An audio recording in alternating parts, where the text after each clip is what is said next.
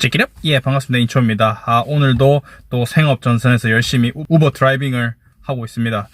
오늘 문득 이런 생각이 들더라고요. 제가 만약에 이제 한국에 곧 갈 텐데 가서 한국에서도 우버를 할 수 있으면 참 좋을 텐데 제가 공부를 하면서 또 소일거리로 시간 남을 때 돈을 벌 수 있으니까 굉장히 좋을 텐데 이런 생각을 하면서 왜 한국 사회에는 우버가 들어갈 수가 없는지, 왜 한국에는 우버 서비스를 운영하지 않는지, 그리고 한국 사회에 우버가 없는 게 과연 한국 사회의 이로운지에 대해서 한번 말씀드려 보려고 해요. 지극히 제 생각입니다.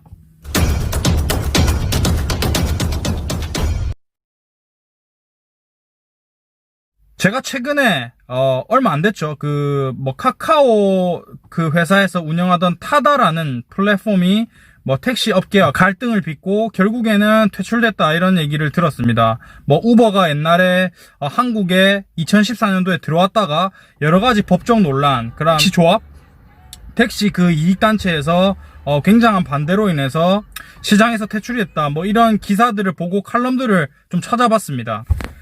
일단은 먼저 한국의 우버 택시 서비스가 들어올 수 없는 이유, 가장 중요한 거는 사실은 이익 집단의 반대죠. 다른 이유들도 있겠지만은 가장 큰 이유는 이 정치적 그리고 정책적인 합의점을 찾지 못했고, 특히나 택시 운송업에 종사하시는 또는 택시 산업에 연관된 사람들이 이 우버 서비스를 굉장히 반대한다. 이게 가장 메인 핵심인 것 같아요. 이게 비단 우리나라에서만 일어나는 문제냐, 그런 것 같진 않아요. 이 기사들을 보시면은 스페인 바르셀로나 같은 경우는 굉장히 큰 관광도시죠. 외부인들도 많이 들어오고 거기에 인구도 많고, 근데 결국에는 여차저차 갈등으로 인해서 우버를 퇴출시켰어요. 스페인 전체가 아니라 바르셀로나 지구에 우버를 운영할 수 없게 이렇게 막아가지고 지금은 우버가 운영이 안 된다고 하더라고요. 실제로 바르셀로나 출신인 제 그 스페인 여사친한테 물어보니까 우버링을 할 수가 없다고 하더라고요. 이게 원래는 우버가 들어왔다가 바뀌었대요. 하도 큰 갈등이 있어서 퇴출했다.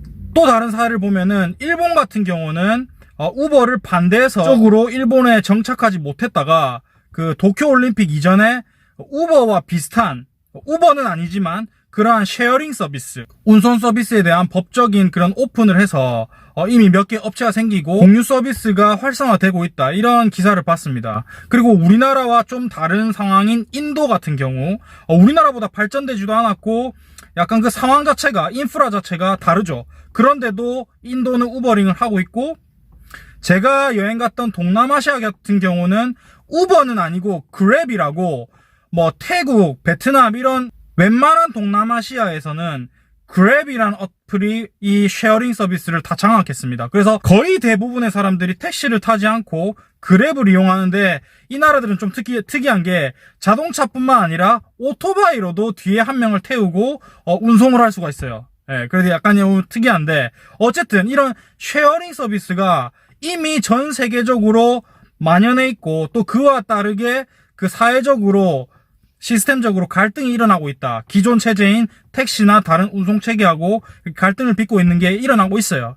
호주도 물론 제가 정확하게 호주의 어떤 정책적인 역사는 잘 모르겠지만 분명히 처음에는 이 택시 업계하고 또 갈등을 빚었을 겁니다. 근데 결론적으로는 호주는 택시와 우버가 지금 상존하고 있고, 우버뿐만 아니라 이러한 그 쉐어링 운송 서비스를 하는 2위 업체인 올라, 3위 업체인 디디, 이건 중국 업체죠.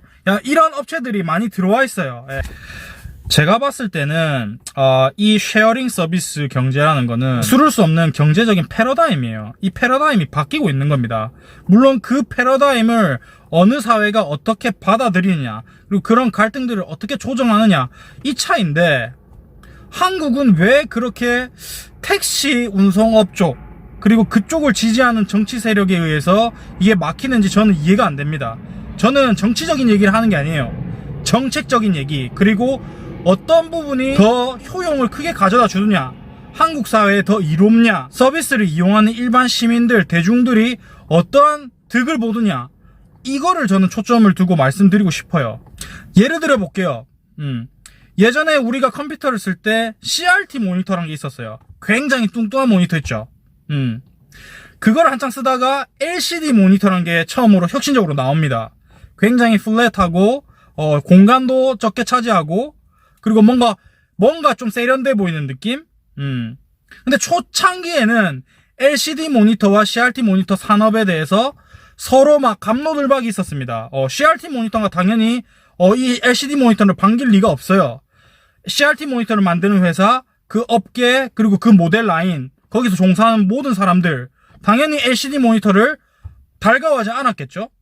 그러면서 CRT 모니터가 현재까지는 아직도 화질이 뭐 더 좋고, 눈의 피로감도 덜 주고, 뭐 가격도 저렴하다, 합리적이다.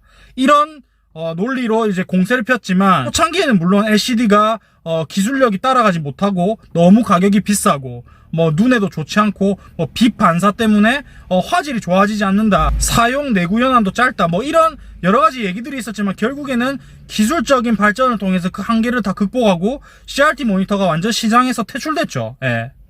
이런 겁니다. 그러면은 CRT 모니터를 만드는 회사, 중소기업, 거기에 종사하시는 분들, 모든 사람들이 이 LCD 모니터가 개발되는 것을 반대했어야죠. 세상은 이러한 기술 발전으로 인해서 패러다임이 변하는 겁니다. 그 시대의 흐름을 거스를 수가 없어요. 예.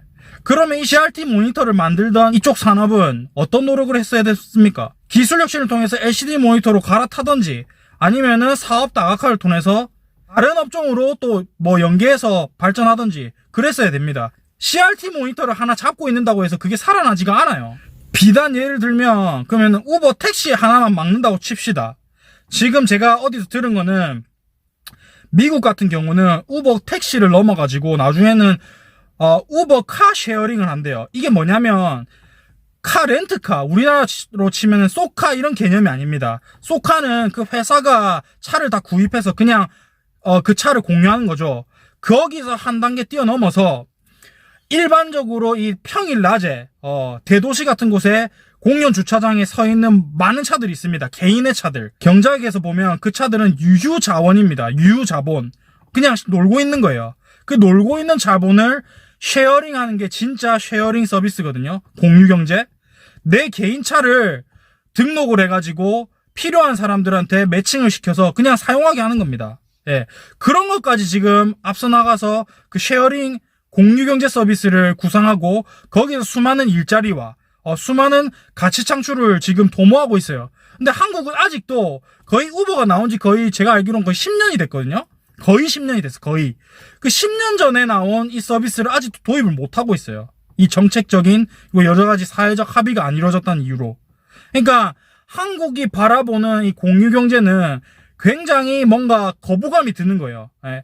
기존의 산업을 다 잠식시키고 뭐 일자리를 다 뺏고 많은 문제들을 야기할 것이라는 약간 흥선대원 것 같은 마인드죠. 예. 까놓고 말해서 택시 기사님들이 물론 손해를 볼 수 있어요. 자기가 투자한 뭐 비용이라든가 이런 게 있는데 그 패러다임을 못 바꾸면 택시 기사를 하지 말고 우버 드라이버 하면 되잖아요. 그걸로 돈 벌 수 있어요. 누구나 우버 다 할 수 있는데 왜 그런 생각은 못 하는지. 예. 오히려 더 비용이 적게 들고 본인 차만 있으면 되니까 등록해서 똑같이 돈 벌면 되잖아요. 근데 왜 기존에 있는 우버 택시 연합 또는 그 종사자들을 위해서 뭐 통계를 보니까 가족들 뭐 이래 다 합쳐서 한 100만 명 된대요. 한국에. 그 한국의 인구는 5천만 명인데 그 100만 명의 이득을 위해서 5천만 명의 효용을 희생시키는 겁니다. 얼마나 국가적인 낭비입니까? 이 공유경제 서비스 대표하는 우버 서비스가 활성화가 되지 않으면 한국에서는 공유경제 서비스가 활성화 안 될 가능성이 높아요. 왜냐하면 선례를 남기는 거니까. 모든 산업에서 택시 산업의 어떤 그런 선례를 보고 데모가 일어날 거죠. 그럼 그때마다 정치인들이나 어떤 그쪽 이익단체에서는 수많은 갈등을 야기할 겁니다. 예. 그러면은 한국은 전 세계적인 이 트렌드, 공유경제 패러다임 트렌드로 갈아타는 이 시국을 따라가지 못해요. 이미 그런 패러다임을 너무 못 따라가고 있다는 생각이 들어요. 저는 밖에 나가 보니까 그런 생각이 많이 듭니다. 그래도 한국에서도 많이 정착되어 있는 에어비앤비, 이것도 본인의 그냥 집, 본인의 공간 남아있는 유유자원을 공유하는 거죠. 예, 그런 개념. 그리고 쉐어하우스, 요즘에 젊은이들 사이에서 한국에서도 대학가, 특히 대학가에서 많이 활성화되고 있는 것도 알고 있어요. 근데 아직도 한국 사람들의 마인드는 아무리 단칸방에서 주거 환경이 별로 안 좋더라도 남하고 같이 사는 게 불편하다, 그 공유에 대한 어떤 인식이 굉장히 다르기 때문에, 또는 옛날 마인드이기 때문에 수억 원을 들여서라도 대출을 받아서 1, 2억 작은 돈이 아니죠. 그 몇 억을 대출을 받아서 전세로 그 단칸방 5평, 6평짜리 원룸을 구하는, 얼마나 삶의 질이 떨어집니까? 예, 그런데도 혼자 살고 싶어하는 약간 그런 문화가 아직도 자리 잡고 있기 때문에 또 이 공유경제가 굉장히 또 활성화 안 되는 부분도 있고, 이 우버 택시도 마찬가지죠. 내 개인 차인데 프라이빗한 차인데 모르는 사람을 태우고 뭔가 좀 더러워질 것 같고 깨림칙하고 위험할 것 같다, 이런 생각을 하잖아요.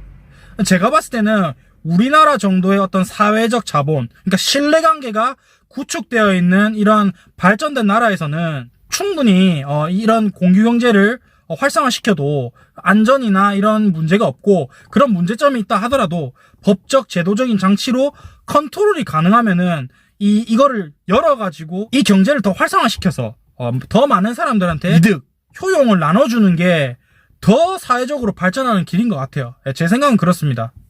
다시 우버 택시로 돌아가서, 택시 업계에서 우버를 반대하는 이유가 명확하죠. 들어오면 본인들이 밀릴 걸 알고 있어요. 아까 CRT 모니터처럼. LCD, LED 모니터가 나오면 CRT 모니터를 쓸 사람은 아무도 없습니다. 그 말은 본인들이 이미 경쟁력이 떨어진다는 알고 있는 거예요. 인정한 부분이죠. 그러면 본인들이 어떻게 경쟁력을 높일 것인지, 우버를 상대하고 또 이 쉐어 경제를 어떻게 극복할 것인지, 그러한 연구나 노력을 해야 되는 거지, 이걸 막아서는 될 일이 아니다. 제가 다음 영상에서는 택시가 우버를 절대 이길 수 없는 이유에 대해서 말씀드려 볼게요. 이건 제가 다른 나라에서도 우버를 사용해보고 호주에서 제가 직접 우버 드라이브를 하면서 뼈저리게 느끼는 택시 업계의 한계, 그리고 우버의 장점, 요거에 대해서 비교해서 한번 말씀드려 보겠습니다. 네, 오늘도 영상 봐주셔서 감사하고 또 다음 영상에서 뵙도록 하겠습니다. 제기력.